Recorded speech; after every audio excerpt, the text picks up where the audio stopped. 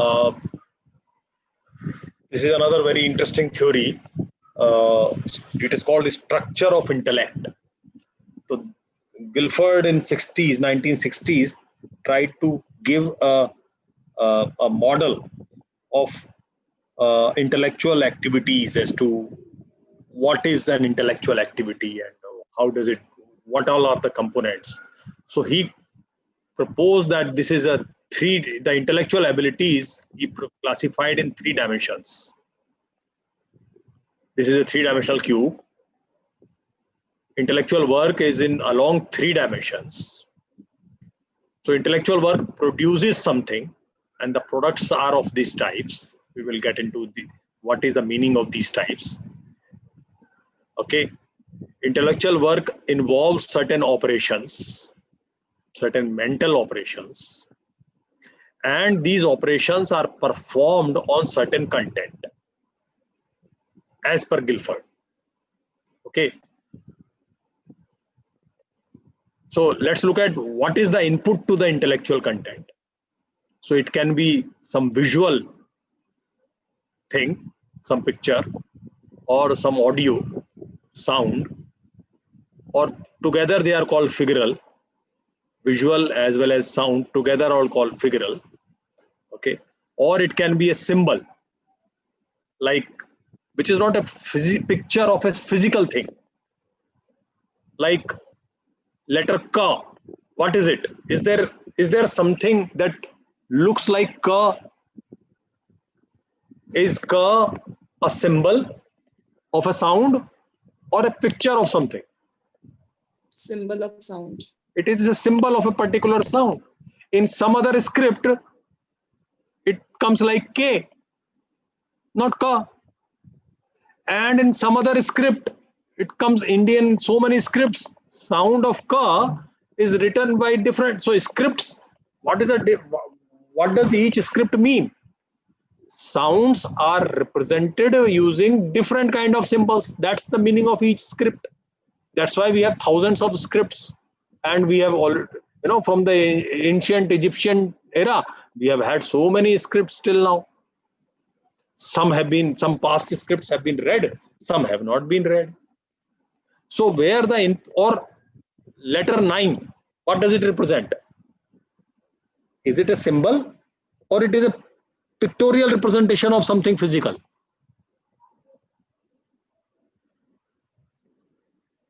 What is it? Letter 9 or letter 5, what is it?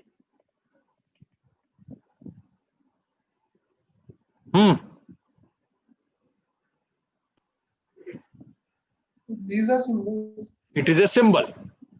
Okay, or integration का symbol, या differentiation का symbol, या diode का symbol, transistor का symbol. Okay, those are symbols. So when the input is a symbol created in a culture or semantic, मतलब कुछ meaning है उसका.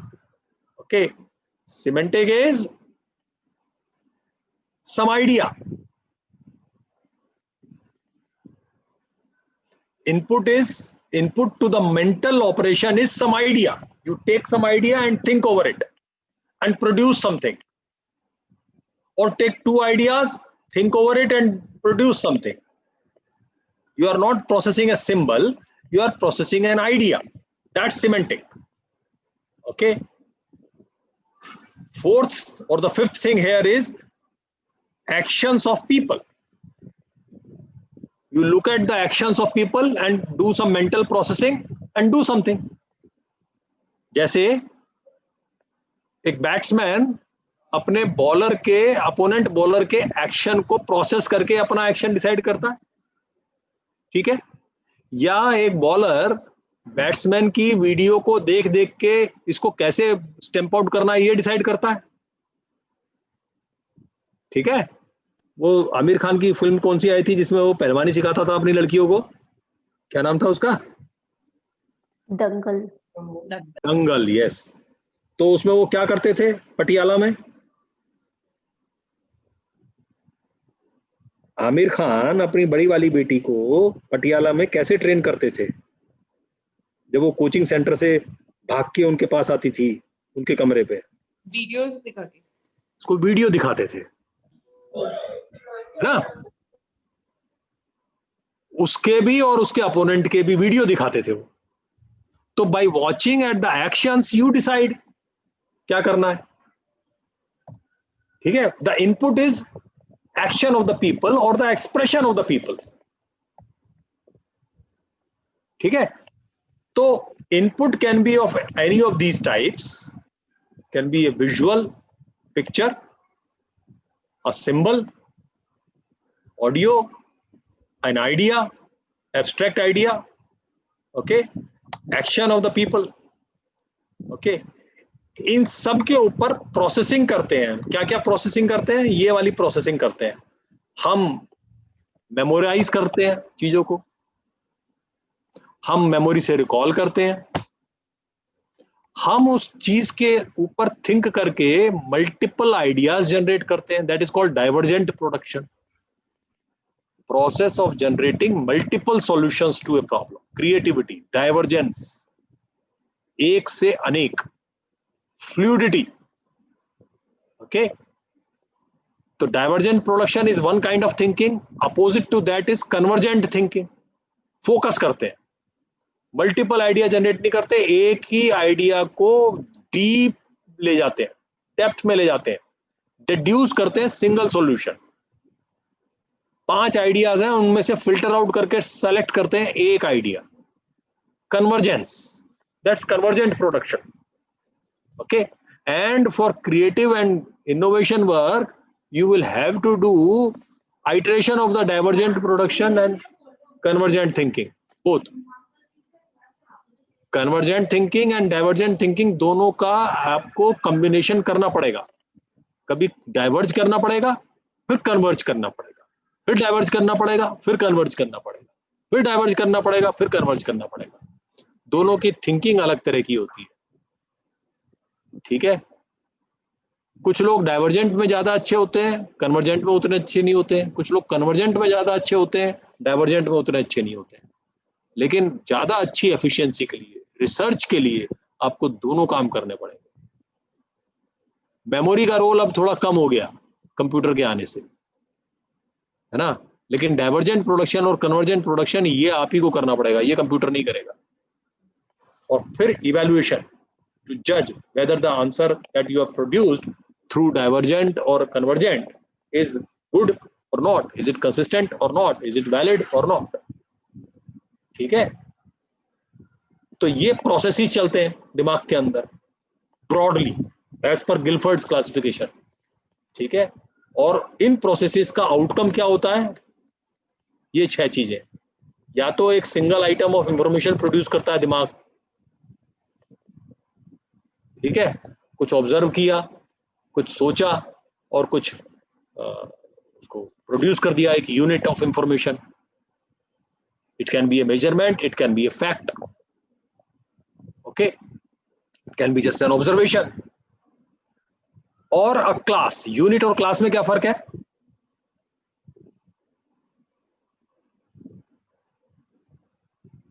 Class is at the higher level than unit. Units belong to a class. Some units belong to a class, like cat. तुम्हारी वाली cat, अगर तुम्हारे में से किसी के पास cat है, that's a unit. But that cat belongs to a class called cat. ठीक है, सारी cats उस class को belong करती हैं. And all the cats and all the dogs belong to another higher class called domestic mammals. ठीक है, और all these domestic mammals, bee and lions, all that, they belong to another class called mammals. और हम और चिड़िया वो सब दूसरी क्लास, फिर एक एनिमल्स पे बिलोंग कर गया. और ये सारे एनिमल्स और सारे प्लांट्स मिलके एक और हायर ऑर्डर क्लास है, लिविंग थिंग्स, उसको बिलोंग करती है, लाइक दैट. तो creating classes and classifications is very important intellectual work. अब तक के सबसे बड़े साइंटिस्ट जो हुए हैं उनमें से कुछ लोगों ने ये क्लासेस बताई थी और उससे बहुत बड़े साइंटिस्ट हो गए. कुछ बता सकते हो साइंटिस्ट के नाम जिन्होंने ये क्लासेस बताई थी और वो अजर अमर हो गए। कुछ ऐसे क्लासिफिकेशंस बता सकते हो? यस, बहुत famous scientific classifications, can you tell? सबने पढ़े हैं वो स्कूल में।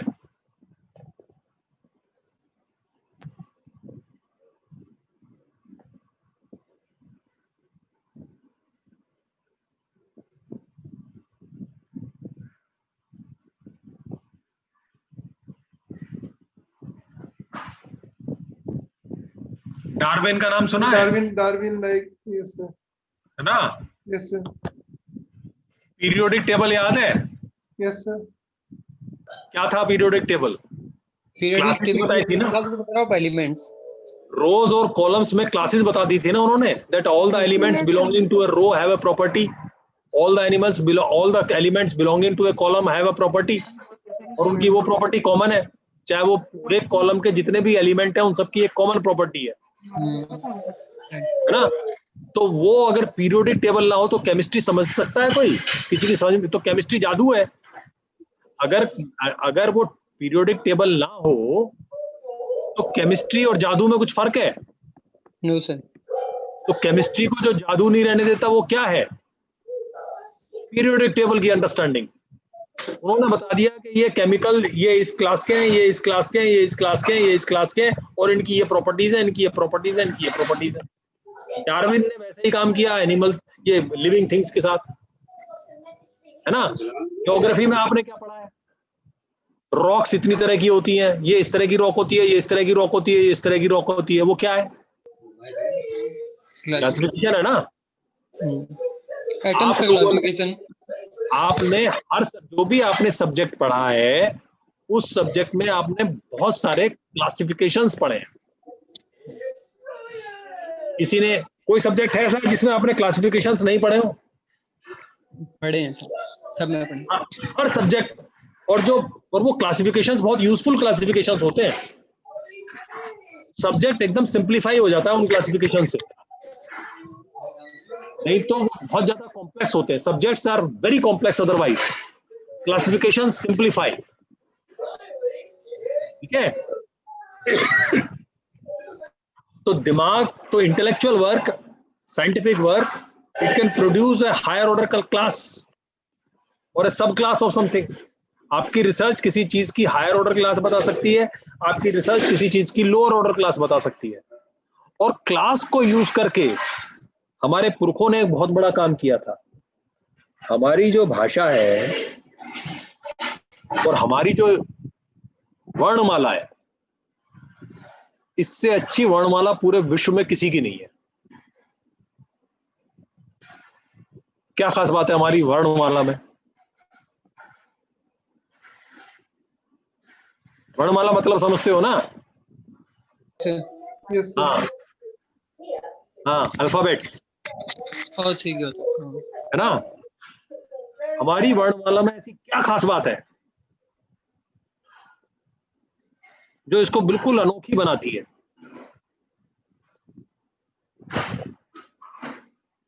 बहुत अनोखी बनाती है। हमको याद नहीं रहती क्योंकि हमने कोशिश नहीं करी याद करने की, वरना इसको याद करना बड़ा आसान है। शायद तुम में से किसी को याद भी होगी।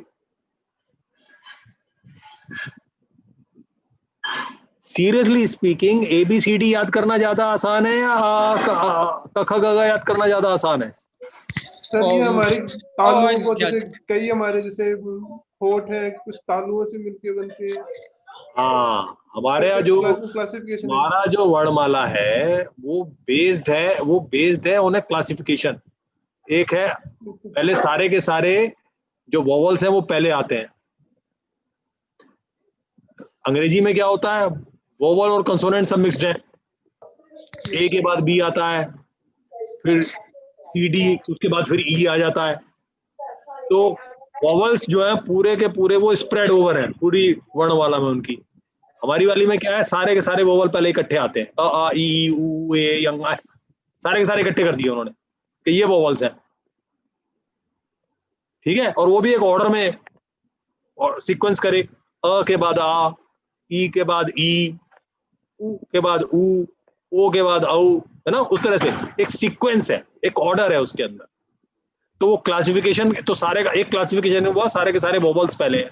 उसके बाद क्या है, वर्ग है, कवर्ग, क ख ग घ घ, ये सब कवर्ग में आता है। एक एक क्लास है कवर्ग, जो एक particular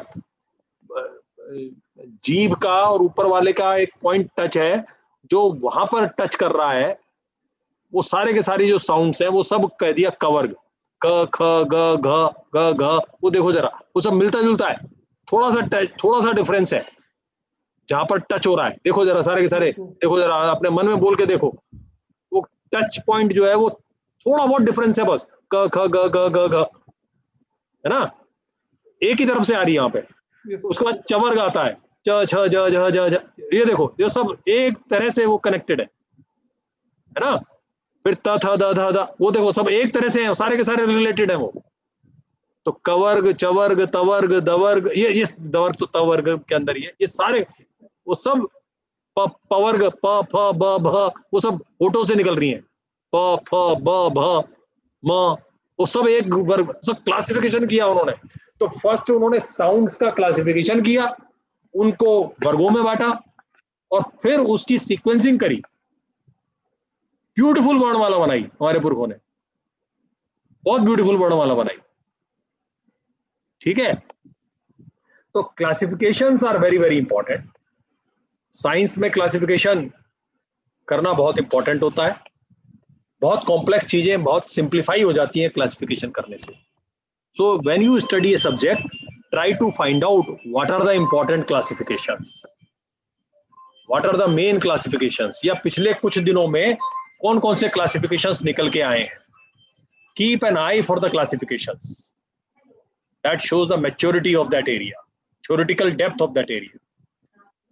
third thing is relations. दो कंसेप्ट्स के बीच में रिलेशन क्या है? A connection can be opposite to each other, can be a sequence, क के बाद घ आता है ना, दैट्स ए रिलेशनशिप, कि ये उसके पहले आता है, ये उसके बाद आता है, या ये उसके ऊपर डिपेंडेंट है, या ये उसका सब पार्ट है, या ये उसकी एनोलॉजी है, या ये उसका अपोजिट है। इस तरह की रिलेशंस वेरी इंपॉर्टेंट। तो जो डिफरेंट कंसेप्ट्स हैं उनके बीच में रिलेशनशिप्स ढूंढना बड़ा इंपॉर्टेंट है। When you can see x in relation to y, you actually understand little more about x as well as y. Whenever you see a relation of x with y, दोनों x और y की दोनों की understanding further deepen हो जाती है, right? yes, You know little more about x because now you know how is it connected with y, and you know little more about y because now you know how it is connected to x. So in order to understand the subject, different concepts, try to see how different concepts are related to other concepts. When you can show these relationships, that's a new intellectual contribution, very valued intellectual contribution. And when you can have when you can show multiple relations, that's called a system. Not only between two units, not only between two concepts, but many relations between many concepts and many units. If you can show that, you have a network of relations. That's called a system. What is a system? It's a network of relations. And relations can be of various types. जैसा हमने ऊपर अभी discuss किया, they can be associations, it can be part of, it can be sequence of, it can be analogies, it can be opposite, it depends upon, all kind of relations, Okay. Or intellectual content can result in transforming something. एक relation थी, उसको change कर दिया दूसरी relation में, intellectual work के बाद, thinking के बाद, या एक सिस्टम था, उसको चेंज कर दिया दूसरे सिस्टम में, because system is also a mental product. तो एक जो मेंटली रिप्रेजेंटेड सिस्टम था, mentally produced, intellectually produced system था, उसको आफ्टर इंटेलेक्चुअल वर्क चेंज कर दिया दूसरे सिस्टम में. That's another kind of intellectual product. And final is drawing inferences from some information.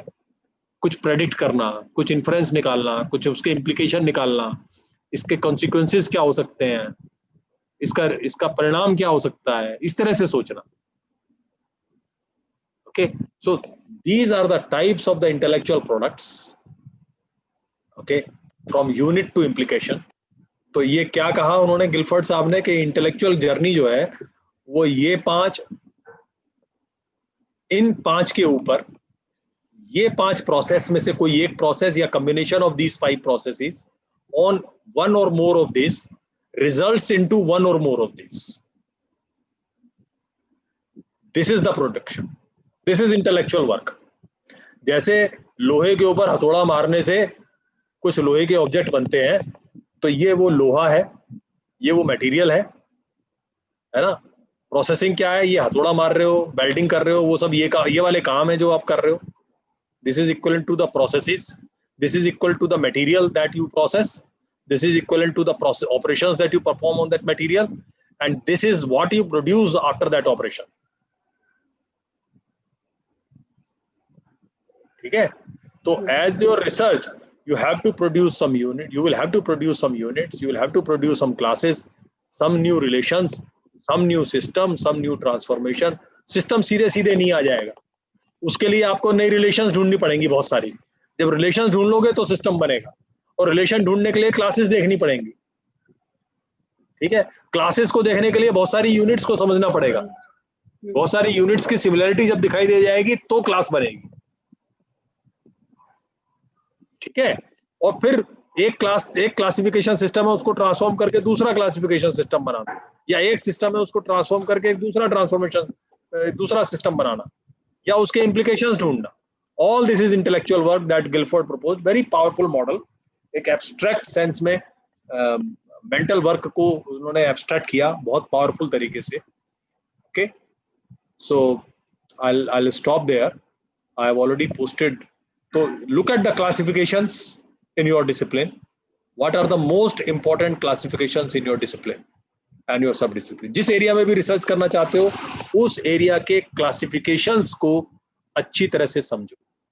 That will help you develop a wonderful grip on that subject. Okay, I will stop here. Post this exercise also. Look at your classifications in your subject. Okay.